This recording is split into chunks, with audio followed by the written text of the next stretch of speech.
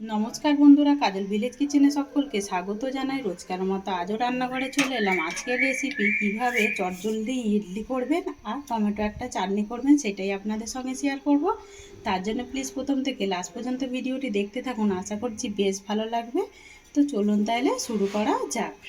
এখানে একটা আমি কড়া বসিয়ে দিয়েছি, কড়াটা বেশ কিন্তু গরম হয়ে গেছে। কড়ার মধ্যে দিয়ে দেবো আমি সাদা তেল, আপনারা চাইলে এখানে ঘিও দিতে পারেন। এই সকালে চটজলদি খাবারটা করতে খুব বেশি সময় লাগে না, একদম কম সময়ের মধ্যে হয়ে যায়। আর আজকে সুজি দিয়েই করে দেখাবো। তো তেলটা এদিকে কিন্তু খুব ভালোভাবে গরম হয়ে গেছে। কয়েকটা এখানে আমি কাজুর টুকরো নিয়ে নিয়েছি, মানে এইভাবে একটু দু টুকরো করে নিয়েছি। এবারে কাজুটাকে আমি তেলের মধ্যে দিয়ে একটু রং আসা পর্যন্ত ভেজে নেব। খুব বেশি ভাজবো না, তাতে করে তেতো হয়ে যাবে। তো বাদামটা সুন্দর একটা বাদামি রং এসে গেছে। এবার আমি একটা বাটির মধ্যে, যেই বাটিতে ছিল সেই বাটিতেই তুলে নেব। এবারে এই তেলের মধ্যে কিছু ফোড়ন দেব। দিয়ে দেব এর মধ্যে কালো সর্ষে ফোড়ন, কালো সর্ষে দিয়ে দিলাম। এবারে দিয়ে দেব ছোলার ডাল, দিয়ে একটুখানি ভাজা করে নেব। আর এর মধ্যে দেব কয়েকটা কাঁচা লঙ্কা টুকরো। আপনারা চাইলে এখানে শুকনো লঙ্কাকেও দিতে পারেন, কিন্তু কাঁচা লঙ্কাটা দিলে টেস্টটা কিন্তু সুন্দর হবে। সুন্দরভাবে ফোড়নটা কিন্তু ভাজা হয়ে গেছে, সেটা দেখতে পাচ্ছ। এবার আমি এর মধ্যে দিয়ে দেব, এখানে এক বাটি সুজি নিয়ে নিয়েছি, মানে এক বাটি থেকে একটু কম, যতটা আমার লাগবে প্রয়োজন মতো নিয়েছি। আপনারা চাইলে এখানে কম বেশিও নিতে পারেন। এবারে সুজিটাকে আমি একটু ভাজা করে নেব, তাতে করে কাঁচা যে গন্ধটা থাকে এইটা কিন্তু একেবারে চলে যাবে। সুজিটা কিন্তু ভাজা হয়ে গেছে, একটা সুন্দর গন্ধ ছেড়েছে। এই সময় গ্যাসটাকে অফ করে দেব, দিয়ে একটা বাটির মধ্যে সুজিটাকে ঢেলে নেব। সুজিটাকে নামিয়ে নিলাম। এবারে সুজির মধ্যে দিয়ে দেব টক দই নিয়েছি। এখানে যতটা আমি সুজি নিয়েছিলাম ততটাই টক দই নিয়েছি। টক দইটা এবারে এর সঙ্গে মিশিয়ে দেব। তো বাটিটা ধুয়ে একটুখানি জল দিয়ে দেব, দিয়ে খুব সুন্দর করে সুজির সঙ্গে মিশিয়ে নিতে হবে। এখনো কিন্তু বেশ শুকনো মনে হচ্ছে, আমি এর মধ্যে থেকে একটু জল দিয়ে দেব। খুব বেশি দেব না, এখানে 3 থেকে 4 চামচের মতো জলটা দিয়ে দেব।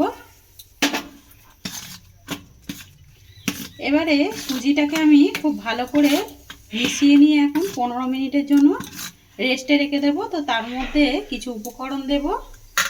দিয়ে দেব বেশ কিছুটা ধনেপাতা কোঁচানো, তাই জন্যই আমি এখানে কারি পাতা ব্যবহার করলাম না, ধনেপাতাটা দেওয়ার জন্য। এবার আমি এটাকে ঢাকা দিয়ে 15 মিনিট রেস্টে রেখে দেব। তখন রেস্টে থাকুক, এবারে চাটনিটা করে নেওয়া যাক। কড়া গরম হতে বসিয়ে দিয়েছি, কড়ার মধ্যে দিয়ে দেব 1 চামচ সাদা তেল। আর বেশি তেল দেওয়ার দরকার নেই, অল্প একটু তেল দিয়েই চাটনিটা রেডি করব। এই সময় গ্যাসটাকে একটু আস্তে রাখবো। এবার আমি এর মধ্যে দিয়ে দেব অল্প একটু ছোলার ডাল দিয়েছি, এই ছোলার ডালটা দিয়ে দেব। আর এখানে দিয়ে দেব আমি একটা মাঝারি সাইজের পেঁয়াজ কোঁচানো, দিয়ে দেব 4টে কাঁচা পাকা লঙ্কা, আর দেবো রসুন দিয়ে দেব। রসুনের কোয়াগুলো একটু ছোট ছোট বলে তাই আমি 10 কোয়া মতো নিয়েছি। আপনারা 3 থেকে 4টে দিলেই কিন্তু হয়ে যাবে। দিয়ে এবারে খুব ভালো করে মিশিয়ে নেব। এখানে একটা টমেটো কেটে রেখেছি, এই টমেটোটাও দিয়ে দেব।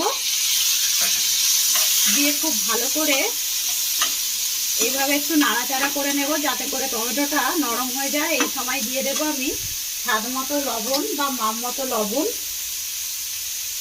লবণটা আপনারা আপনাদের পছন্দ মতোই ব্যবহার করবেন,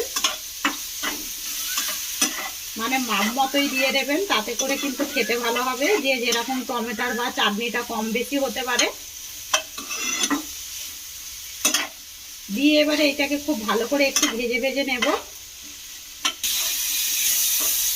তো টমেটোটা একদম ভাজা হয়ে গেছে, সবগুলোই এরকম একটু নরম করে দিতে হবে, বেশি পোড়ালে হবে না, তাহলে খেতে ভালো লাগবে না।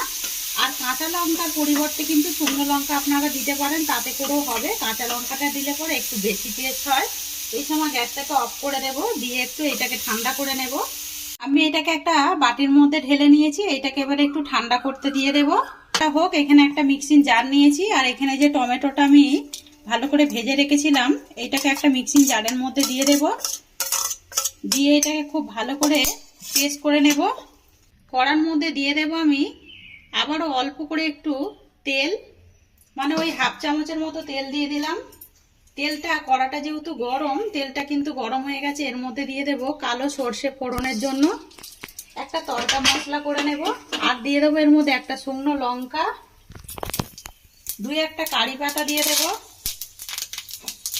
দিয়ে হালকা করে একটুখানি ভেজে নেব। তো এদিকে তড়কা মশলাটা হয়ে গেল। এবারে আমি চাটনির মধ্যে একটা বাটির মধ্যে ঢেলে নিয়েছি, এর মধ্যে দিয়ে দেব। ভালোভাবে একটু মিশিয়ে নেব। এটা চাটনিটা কিন্তু দারুণ খেতে লাগে, এইভাবে একবার করে দেখবেন। মিনিট পর ফিরে এলাম। এখানে যে সুজিটাকে ভিজিয়ে রেখেছিলাম জল আর টক দই দিয়ে কতটা শুকনো হয়ে গেছে। এবারে খুব ভালো করে মিশিয়ে নেব। তো তার আগে আমি আবারও এখানে একটু জল দিয়ে দেব।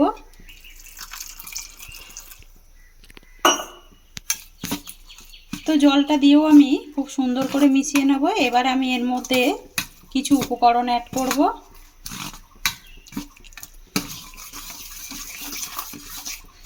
দিয়ে দেব স্বাদ মতো লবণ বা মাপ মতো লবণ। স্বাদ মতো লবণ দিয়ে দিলাম, দিয়ে খুব সুন্দর করে একটু মিশিয়ে নেব। তো খুব সুন্দর করে লবণটাকে মিশিয়ে নিলাম। এবার আমি এর মধ্যে দিয়ে দেব খাবার সোডা।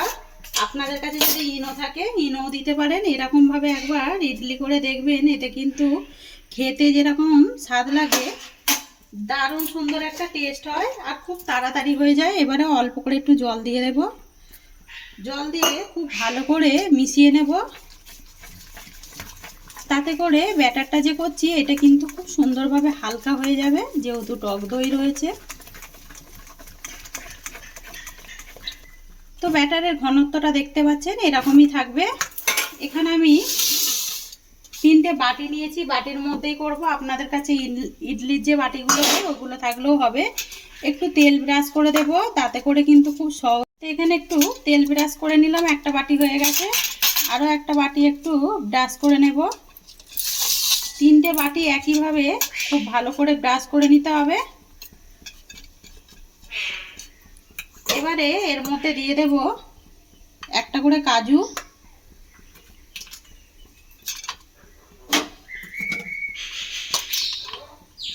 এই কাজুর ওপরেই এবারে যে ব্যাটারটা রেডি করলাম সুজির, এখান থেকে এক হাতা করে নেব আর এর ওপরেই দিয়ে দেব।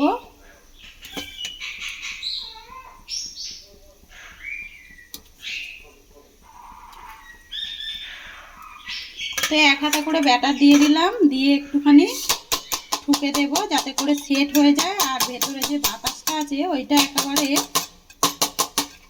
বেরিয়ে যায়, তাতে করে কিন্তু খাবারটা যে করছি দেখতেও ভালো লাগবে। অপরদিকে আমি একটা কড়ার মধ্যে জল গরম হতে বসিয়ে দিয়েছি।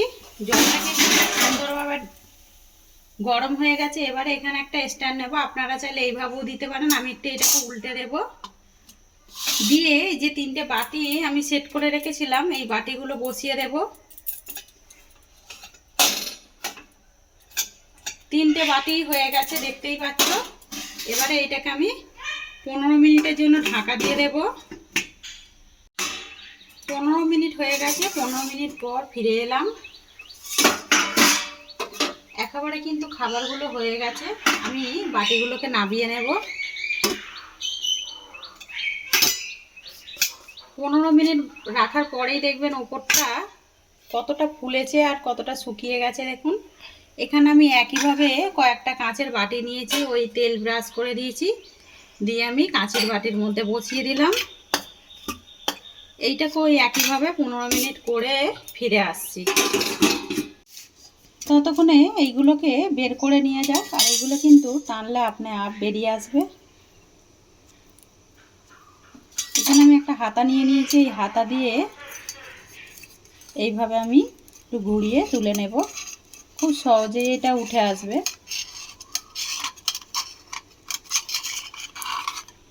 খাবারটা দেখুন কতটা সুন্দর হয়েছে দেখতে। একইভাবে সমস্তগুলোই তুলে নেব। আর একটু ঠান্ডা করেই তুলবেন, তাতে করে কিন্তু ভালোভাবে উঠে আসবে।